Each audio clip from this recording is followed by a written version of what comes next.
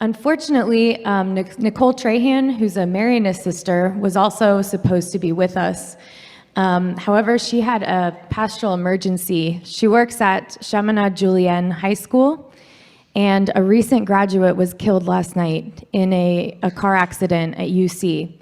So we wanted to invite, if you wouldn't mind just taking a moment of quiet prayer with us. We told Nicole that we would hold her and the CJ community in our prayers. So we'll just take a moment to send them some love.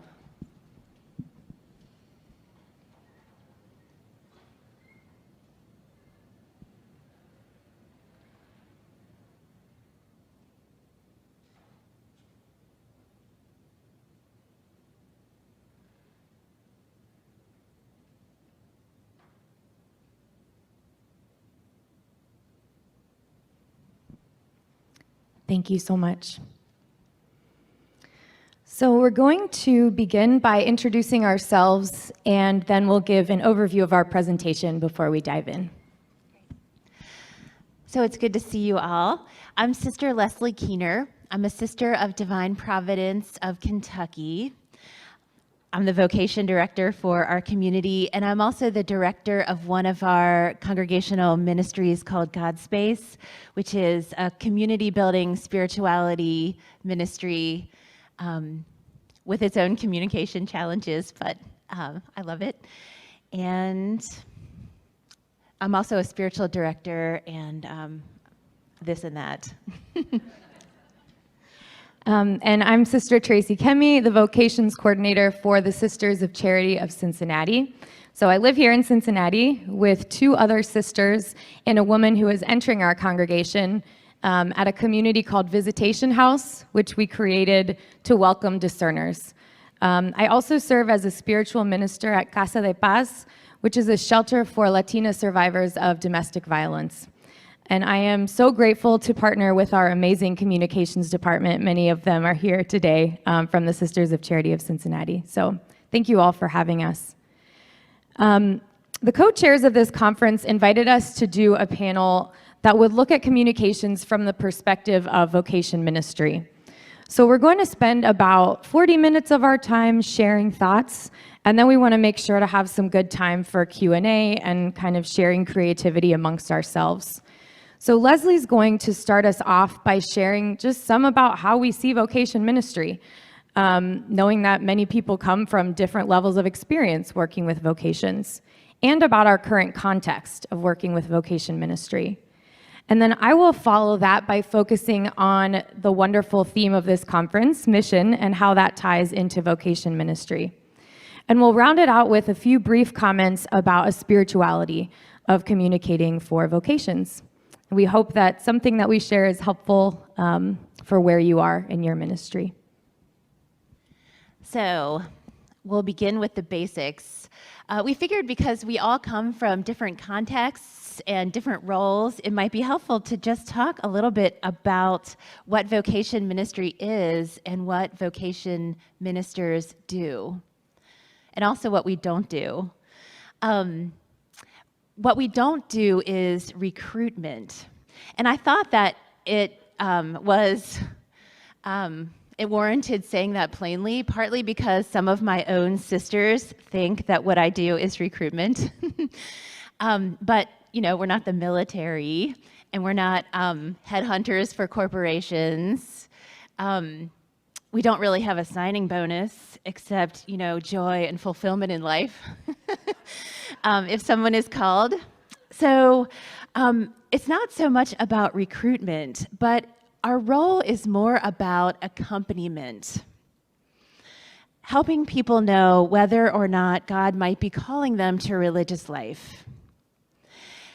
And what we hope to do is to help people to recognize a call that's already in them, not to plant something that might not be, or to pull people in, but to recognize something that is already at work within them.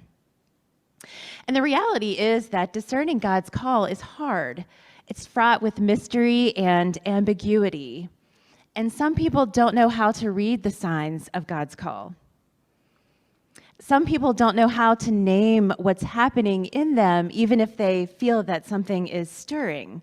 And so that's what we're here for, to help people to recognize a call and to help them to know what to do with that, how to move forward once they recognize God's call for them.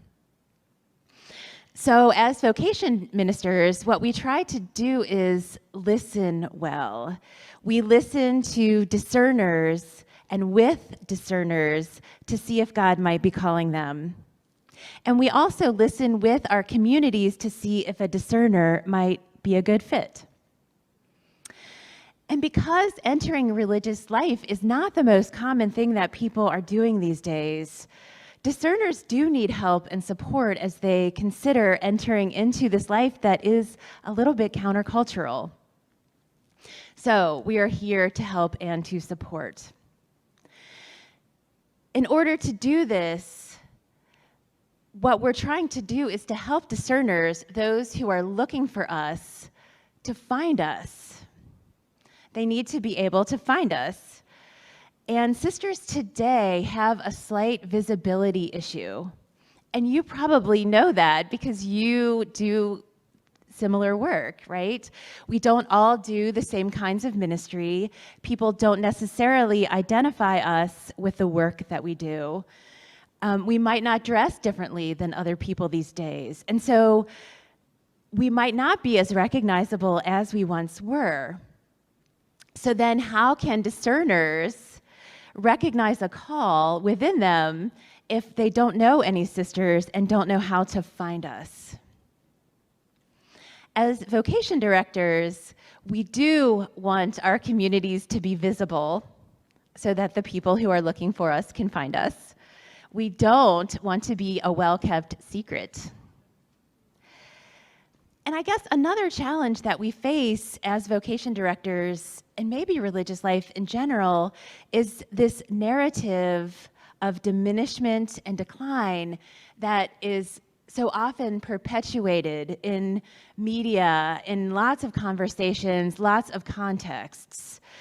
I hear that over and over, and other people hear that narrative over and over, and it makes it almost seem like we're all on the way out. But I'm here to tell you that there are plenty of us still in mission, still praying together, still serving. And women are still being called, and they're still joining us. So we want to make sure we get that message out as well. It's important for people to know that we're still here, both discerners and everybody.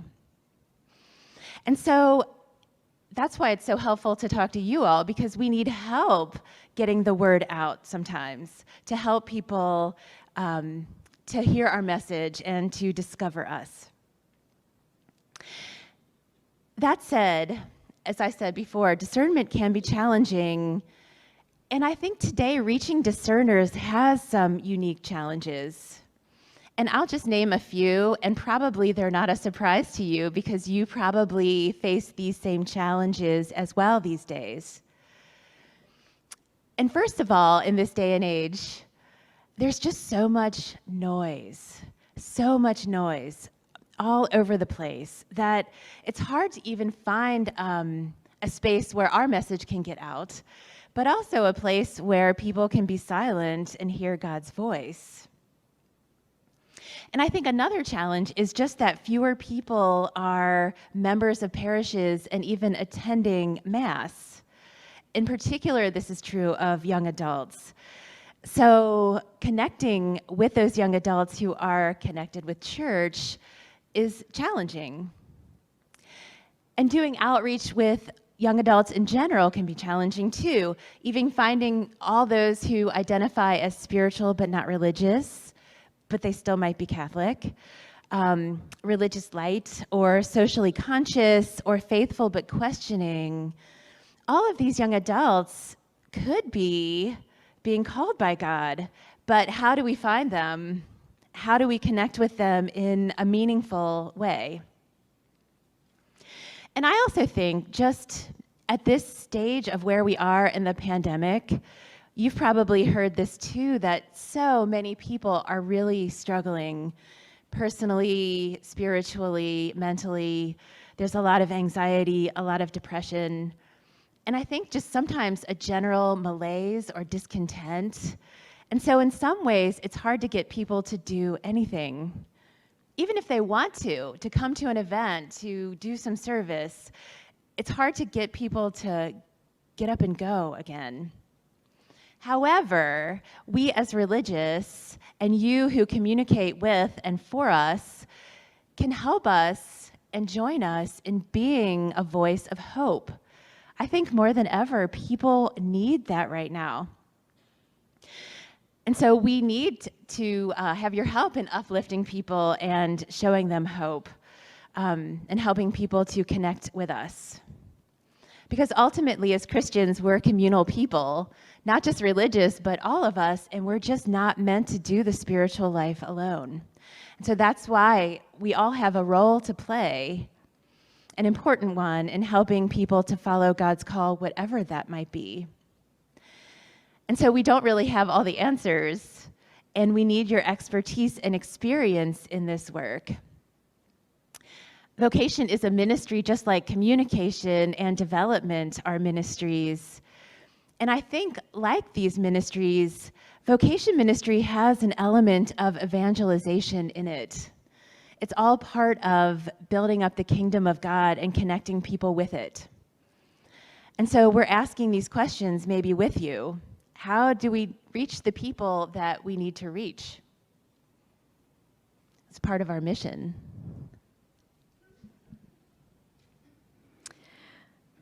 So I want to begin my remarks by just affirming how well our topic flows from the theme of this conference, uniting for the heart of the mission. At its core, as Leslie was saying, vocation ministry is about connecting with those who have a heart for the mission of our congregations. So communication for vocations is about communicating the mission in a compelling way to those who may be longing to join the mission, but maybe they just don't know it yet. So before I go any deeper into this, we want to show a video of a virtual choir. I do not know these people, but I love this video. Singing a song from The Greatest Showman. It's called A Million Dreams.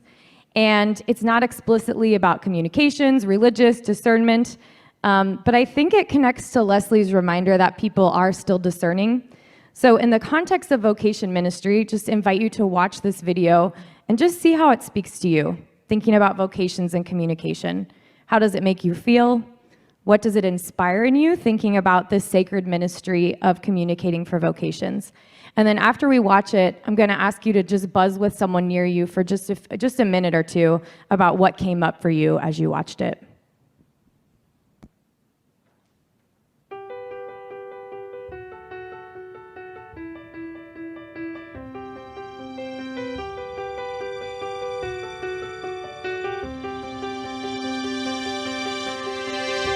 I close my eyes and I can see a world that's waiting up for me, that I call my own. Through the dark, through the door, through where no one's been before, but it feels like home. They can say it all sounds crazy. They can say I've lost my mind. I don't care, so call me crazy. We can live in a world that we design. 'Cause every night I lie in bed, the brightest colors fill my head. A million dreams are keeping me awake. I think of what the world could be, a vision of the one I see. A million dreams is all it's gonna take.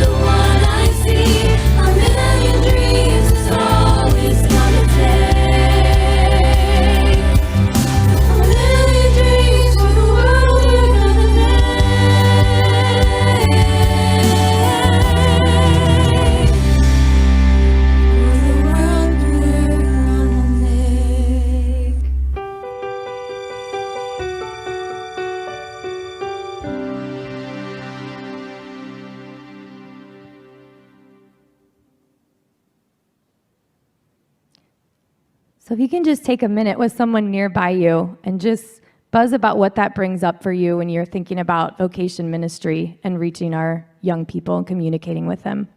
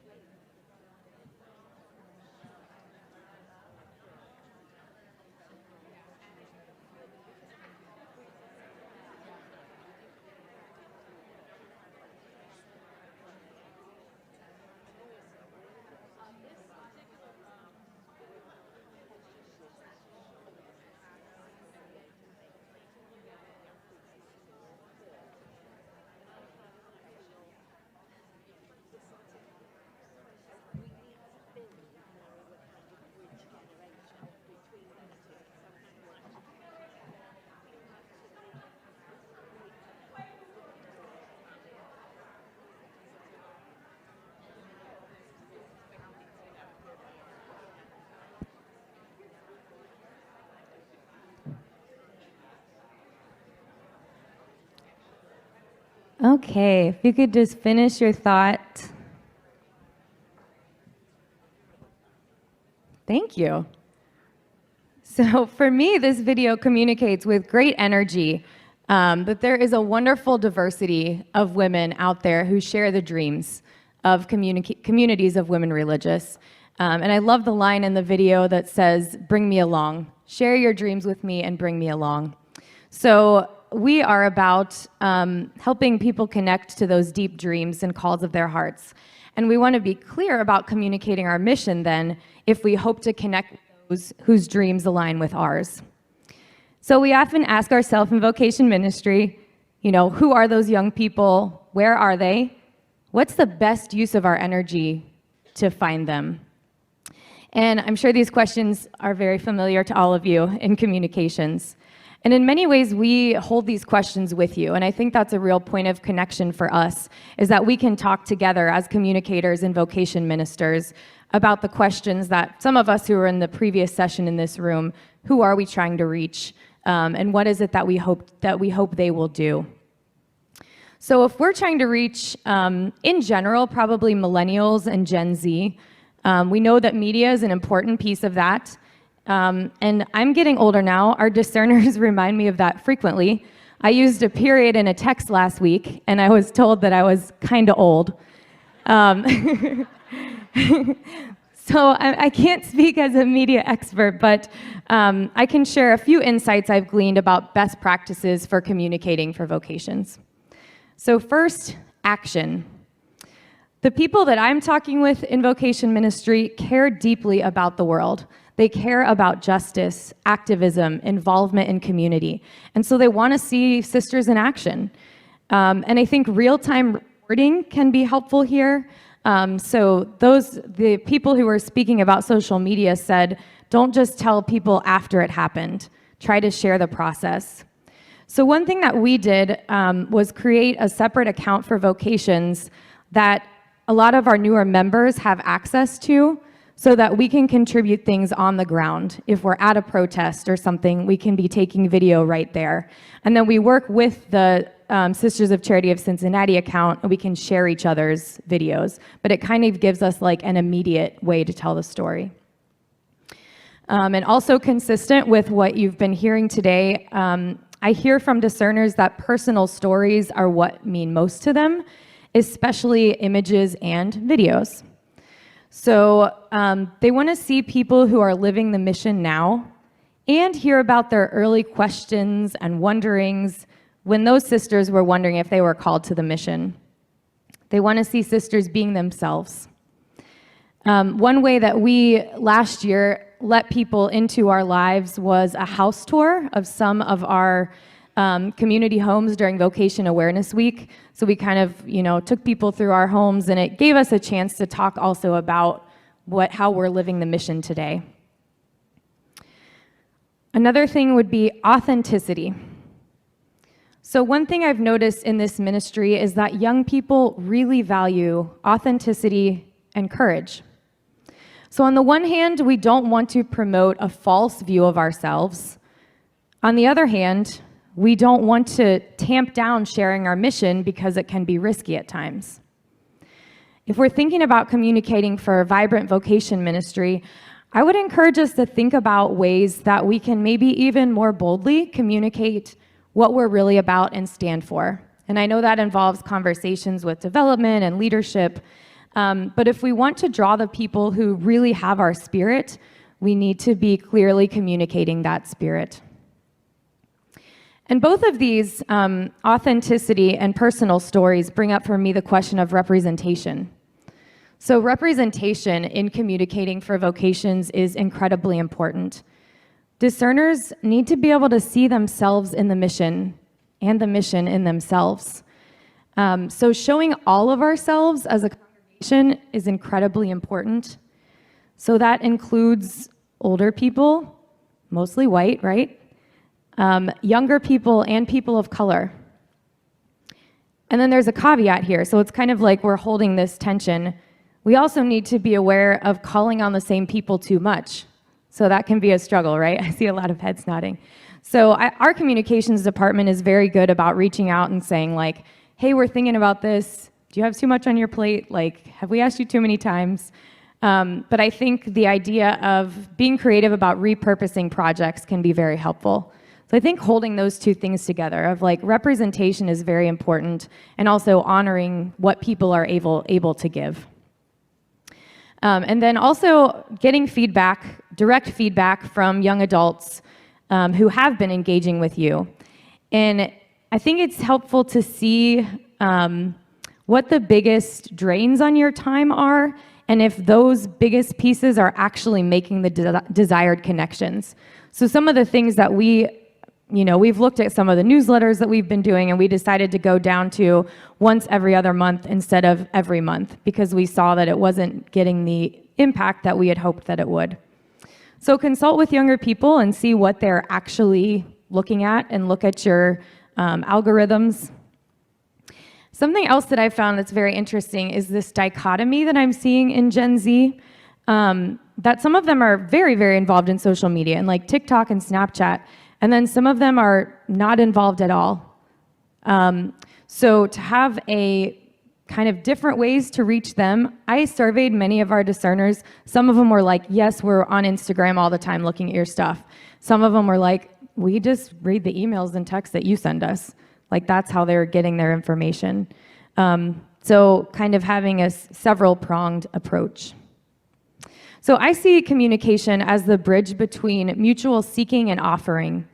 We're seeking good women called by God to join the mission, and they're seeking to give themselves to a gospel-centered life. And we can make that connection. So we offer them an opportunity to connect with their deepest call, and they offer their courage, their openness, and their gifts. And so that leads into kind of the final piece of our remarks that we wanted to bring things together with some comments on the spirituality of communicating for vocation ministry. It is a mystery, right? It's a mystery. Call is a mystery. So we have to be smart and we have to evaluate what we're doing, try new things. And then sometimes, like something totally out of the blue, unexpected is what brings somebody to the community. Sometimes it's our really good vocation strategies, all that work we've put into. Sometimes it's something we put zero work into. So it can be frustrating, can't it? So just the idea that the call is a mystery. And so I suppose the lesson there is for us to try things and to keep holding the questions together and pivoting when we need to, but keeping that conversation open between vocation ministers and communicators, and then also trusting God that what we're doing is enough. And so we hold this mystery and this call and this ministry, and I think we do together. You know, we are are not just individual congregations trying to do this on our own. We're connected with each other. And so the good things that you all are putting out into the world affect all of us, right? Because of our connections, because we are communal.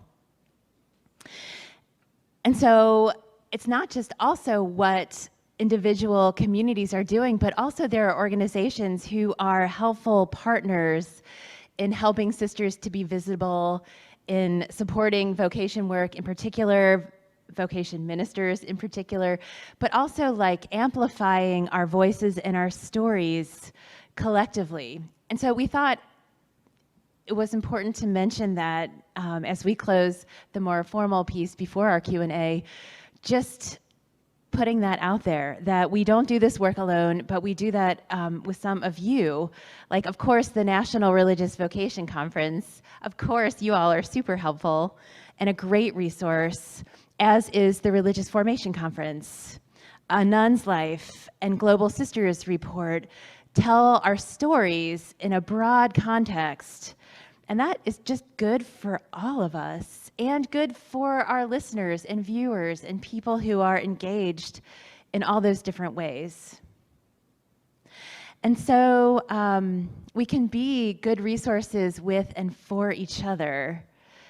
And so I'm so grateful that we are together in this mission, that I'm not just adrift in this ministry by myself, but that we all have each other and we're all working for the common good and building up the kingdom of God. And so now what we're wondering is what questions or insights or wisdom you all might want to offer to the group.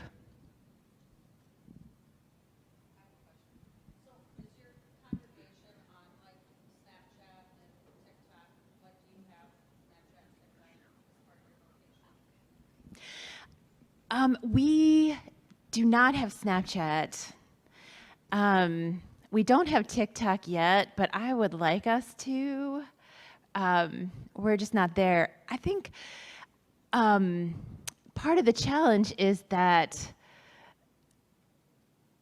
in terms of like all the things that I do in my role in this work, sometimes I just don't have time to do all of the social media and posting that I want to be able to do. And that's one of the areas I think where I do need help. Last year for Vocation Awareness Week, I put out videos and they turned out pretty well for my little first go at it. Probably if you all looked at them, you could offer me some feedback to help me do better, but it took me forever, right? Because it's not my expertise. And to make it even shorter for TikTok, I need help with that. So I guess that's an area of challenge, but we do have Instagram and Facebook, and we have Twitter, but we don't have very many followers on Twitter, and I think they're all nuns too. Full confession. Yes, very similar for us. We have Instagram, we have Facebook, we have Twitter. We need to get TikTok, I think. And I've talked to some of our discerners about helping with some ideas for, I see our communications person like, yeah, I know, we're going to do it. But something Leslie and I were talking about is, and maybe some of you all do this, I talked to our communications department about, what about hiring like a part-time social media manager who's a student, you know, because we're connected to a college. So thinking about ways that we could engage people who already do this on a daily basis and just have like the creative ideas right there instead of trying to be a geriatric millennial who's trying to do cool stuff on TikTok. Does that answer your question? Yeah. Yes. An issue that I have with my vocations team is the issue of non-speak. And non-speak.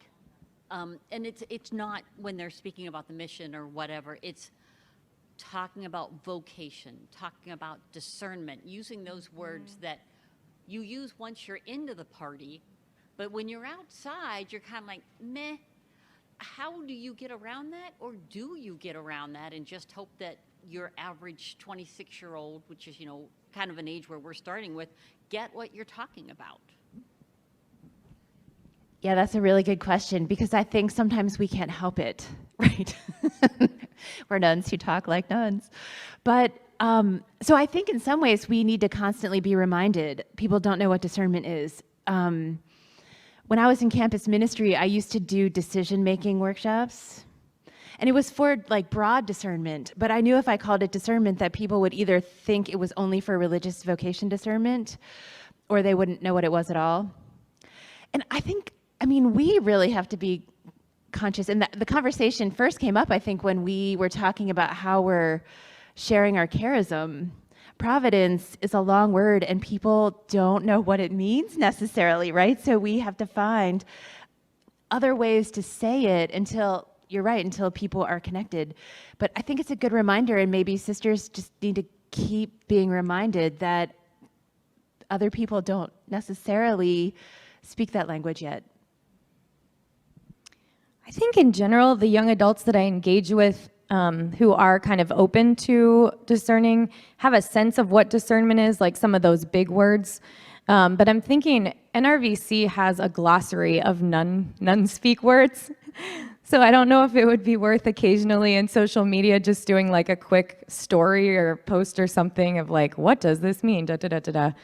And I'm also wondering if like in a video, if a word like that comes up, could you overlay 3 words that explain kind of what it is, like an arrow for like maybe even pause it an arrow and be like, this is what it is.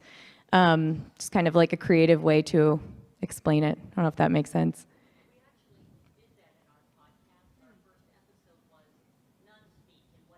That's great.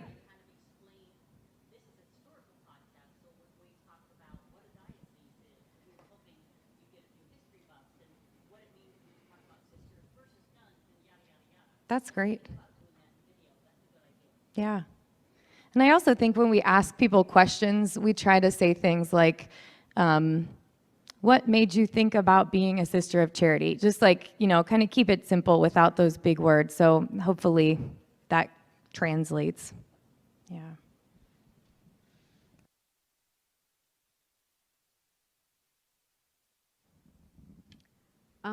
Just curious, are you planning to do anything for the World Youth Days next summer, and do you see that as a vocational opportunity at all?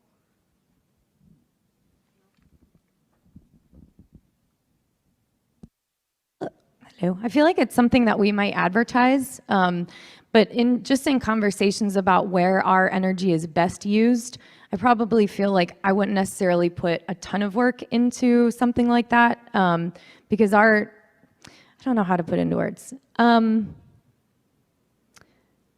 feel like people that might be interested in that, there might be some people that are interested in vocations, but if you're a recruiter for a football team, you're gonna go to the high school football game, you're not gonna go to the gym class. I don't know if that makes sense.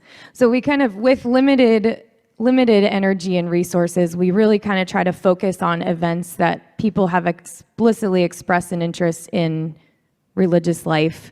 And then if we can do other ones, that's good too, but kind of focusing. Does that make sense?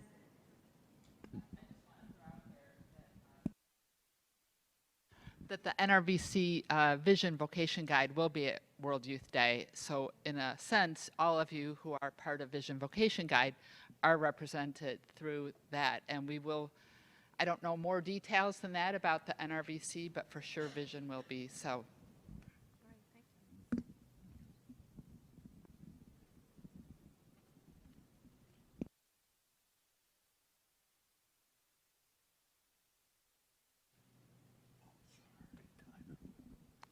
Okay, so there's at least, 4, 5, 6 congregations here who are coming to closure or diminishing or whatever we're going to call it, discerning again.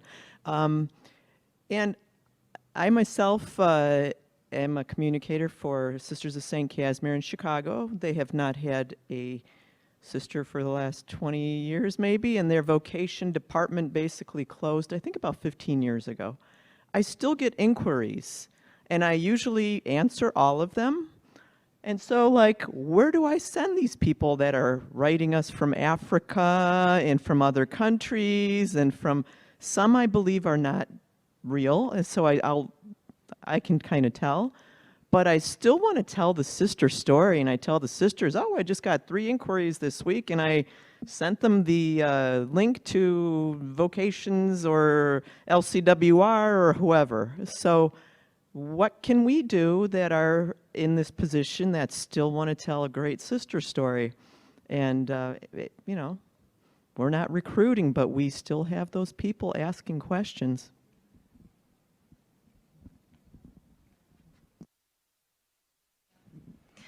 The first thing that comes to mind for me is the power of collaboration, that if you're still sharing compelling stories that are drawing people in and then able to pass them to somebody else, that's vocation ministry right there. So I think you're doing a great service by being there to receive them.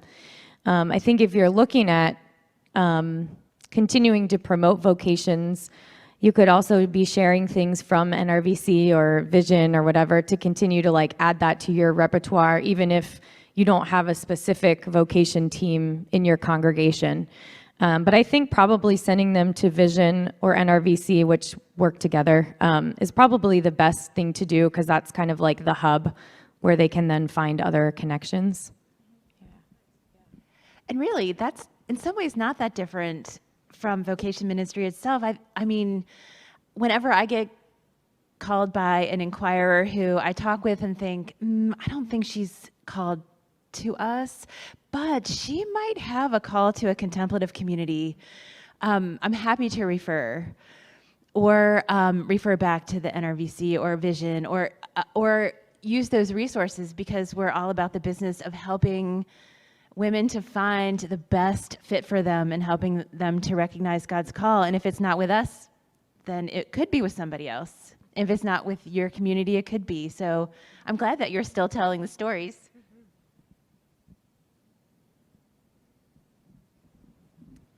Hello. Tracy, you had mentioned, and maybe both of you have mentioned about one of the main things being about giving people hope in terms of living this way of life as a hopeful life, one with joy and, you know, everything that encompasses. And I'm just mindful of last week, the national synthesis for the people of God in the U.S. came out around the synod.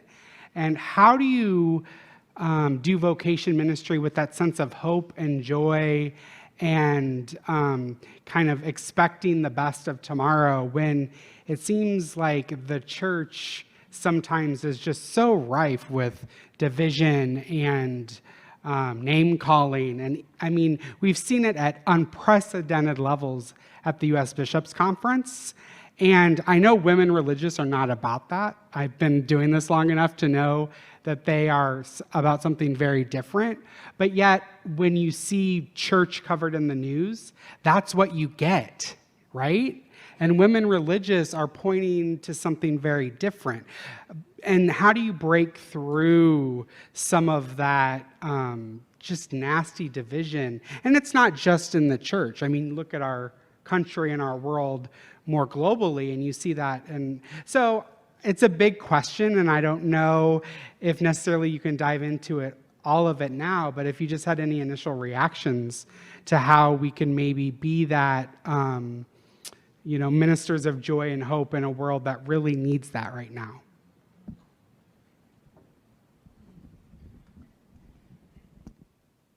That's really hard, but so true. So I'm glad you named that, because we probably all reckon with that a little bit these days. I hope that even though we as sisters, of course, we're part of the church, but my hope is that people who know us, and maybe even people who don't personally know us, still trust us in some ways. And hopefully, I mean, in some ways, we're not part of that divisiveness, I don't think. My community's in the Diocese of Covington, just across the river in Kentucky, and a couple other vocation directors and I have been intentional about hosting a common prayer and using language that says, look, we're all together in this and join us in prayer because we are one. And I think doing some things like that are intentionally like, we are together, we're all on the same team, we're sisters, we're friends with each other, and you can be our friend too. Hopefully helps to work against some of that divisiveness. But honestly, it can be personally very hard. And to keep doing this ministry when we hear words about diminishment a lot, like it is kind of looming. In the story of religious life, it's in there somewhere. It's part of the reality. It's not the whole story. But I think what's just helpful for me personally too is to gather with like-minded people and sisters and talk it out. And so when I'm struggling, to really reach out to friends, companions on the journey, and just get really honest and put it out there. It's very helpful. And when I mentioned partnerships before, I was remiss to not mention Giving Voice, which is an organization for younger women religious. And that is a space to hold some of those conversations for younger members. But I also think talking about hope is an intergenerational conversation. And I think we need to just keep having it. Maybe having it privately with each other, just for support, but also having it publicly and inviting other people in to help them see that we're with them. We're all part of the people of God. The last part you were saying makes me think of some recent conversations I've had with discerners who are asking similar questions, right? They're growing up in this church and they've seen the harm that's been done, and they are seeking for places where they can be part of the hope and healing. So something that gives me a lot of hope in vocation ministry is to be able to say, like, you can bring those questions and we can talk about them together. So I had a discerner tell me once, like, I'm not sure if I agree with everything the church says, and so I don't know if I can become a sister. And I was like, I think that's the right place. Like, you can, obviously every congregation is different, but you can bring those questions with you. So something that gives me hope is being able to be a space that young people can come with their questions and without giving answers, just being a companion and being able to hold it together. So I think that's some of what I would like to see more, I think, in communication for mission that would be attractive to discerners, is to let them know that we can have these alternative spaces, some of the things that we stand for that may be different from the mainstream of what people are hearing about church. Thanks for your deep question, Ryan.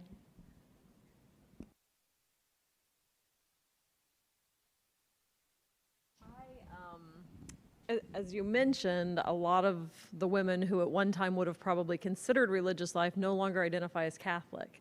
So how do we reach them?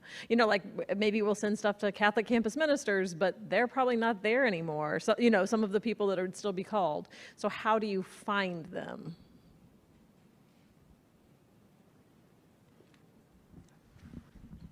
That's $1 million question of vocation ministry across the board.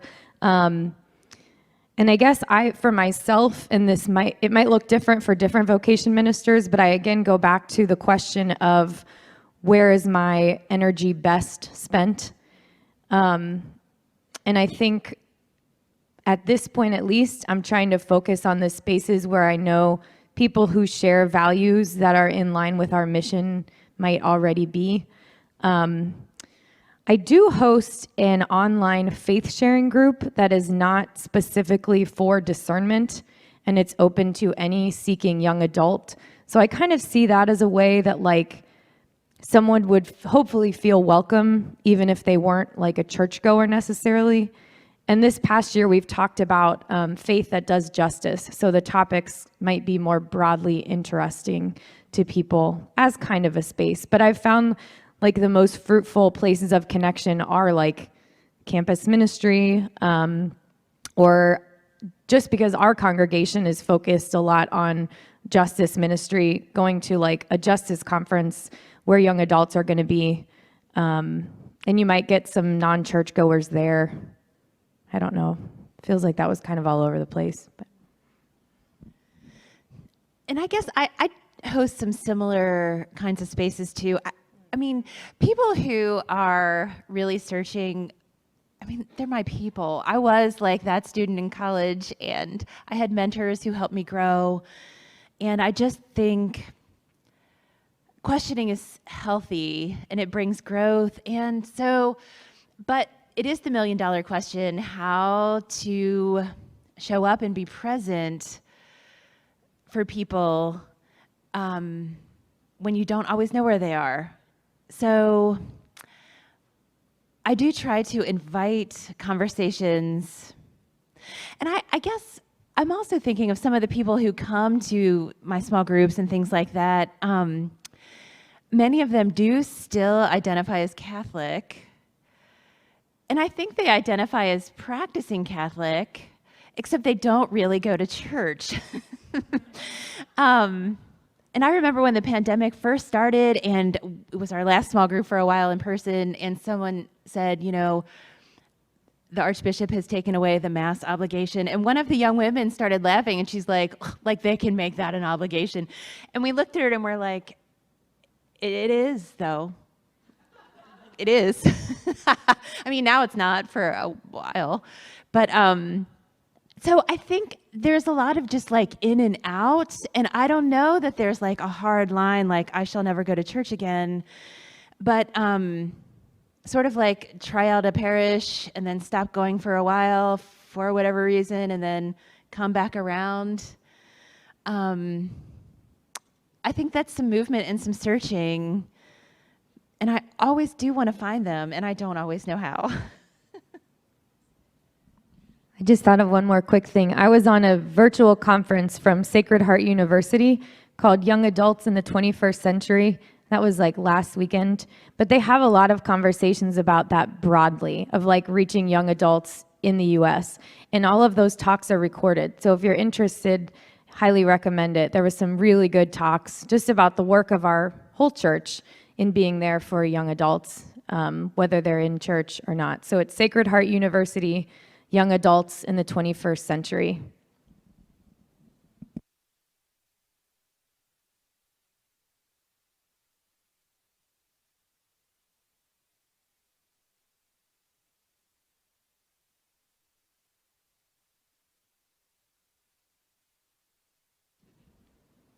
Any other questions?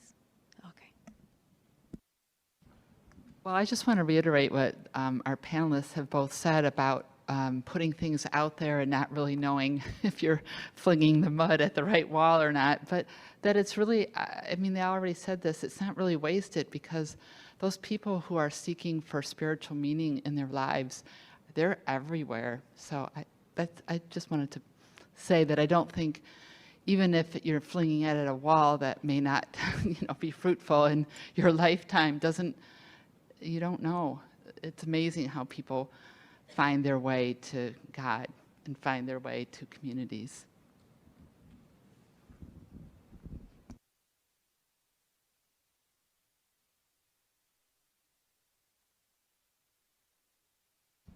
I just felt I need to stand up and say something. As a nun's life, we fall into this category too. And we are the number one, like on Google, if someone types in how to become a nun, we come up first. Okay.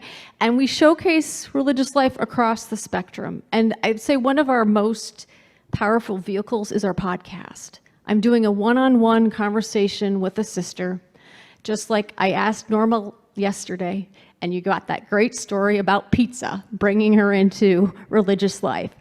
I talk about the call, and then we talk about what is her ministry, and it's so integrated. And it comes up that to find the community is finding what her God-given talents and gifts are, and that the community, it's a fit when they are able to help her grow with those God-given talents. And what it's just a pattern. And I'll have people like, well, I tried it with this community, but was not a fit. They didn't know what to do with me. I was a music person. oh, but here I am. They know they had music in their history. It's a ministry, so it's a good fit. So those kind of things, I think, for younger people to hear the stories it's one avenue. And then, of course, blogs, videos, and social media, like all the different, because everyone's different as to what channel they're willing to listen to. I did want to throw out a nun's life.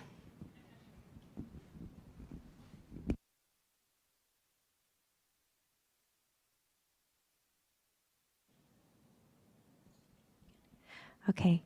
Our content was a little bit shorter because, as you know, we were down a person. So thank you for being patient with that. And thank you for the great questions. I've never been sad when a session ended a few minutes early at a conference. So here we go.